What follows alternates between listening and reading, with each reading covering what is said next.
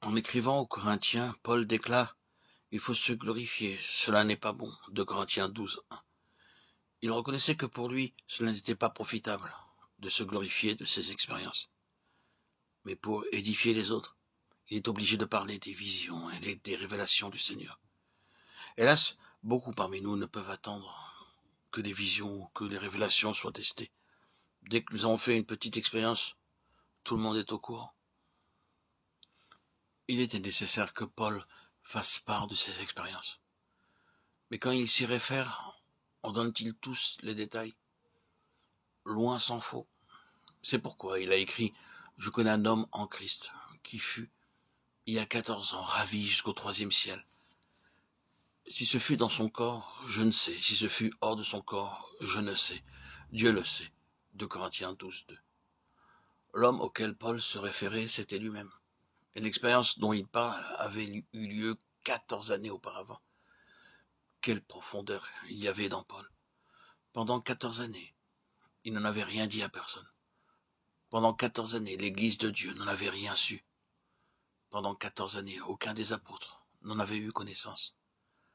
Les racines de Paul s'étaient enfuies profondément dans le sol. Nous aurions peut-être aimé lui dire « Paul, raconte-nous tout ce que tu as expérimenté il y a 14 années. » Ce serait beaucoup mieux pour nous de connaître toute l'histoire. Cependant, remarquons de quelle manière imprécise Paul parle de lui-même dans cette expérience. Et je sais que cet homme, si ce fut dans son corps ou sans son corps, je ne sais, Dieu le sait, fut enlevé dans le paradis, et qu'il entendit des paroles ineffables, qui n'est pas permis à un homme d'exprimer. 2 Corinthiens 12, 3, 4. Jusqu'à ce jour, l'expérience faite par Paul n'a pas été entièrement dévoilée. Frères et sœurs, cette question des racines est d'une extrême importance. Si vous voulez avoir le ministère de Paul, alors vous devez aussi avoir les racines de Paul.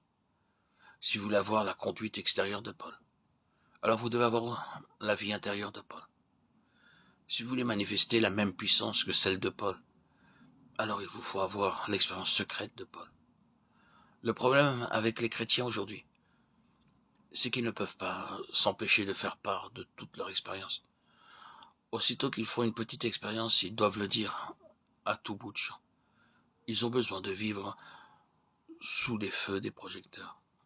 Ils doivent tout dévoiler.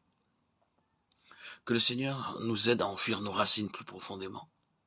Dans Ésaïe 39, nous lisons que lorsque la nouvelle de la maladie d'Ézéchias et de sa guérison parvint à la cour de Babylone, des messagers furent envoyés avec des lettres et un présent pour Ézéchias. Ézéchias avait été destinataire de la grâce de Dieu, mais il fut incapable de passer le test de la grâce. La parole de Dieu déclare « Ézéchias en eut de la joie, et il mourut, et il montra aux envoyés le lieu où étaient ces choses de prix, l'argent et l'or, les aromates et l'huile précieuse, tout son arsenal et tout ce qui se trouvait dans ses trésors. Il n'y eut rien qu'Ézéchias ne leur fit voir dans sa maison et dans tous ses domaines. » Ézéchias 39, 2. Ézéchias n'a pas résisté à la tentation de tout dévoiler. Il venait tout juste d'être merveilleusement guéri de sa maladie et, sans nul doute, se sentait très mis en valeur en pensant que bien peu de personnes dans le monde avaient eu une expérience semblable à la sienne. À qui Dieu avait-il accordé un signe semblable à celui d'Ézéchias attestant sa prochaine guérison? Le soleil avait reculé de 10 degrés. Dans son euphorie, Ézéchias avait exposé tous ses trésors aux envoyés de Babylone. Ils ont vu tout ce qu'il possédait à cause de tout cela.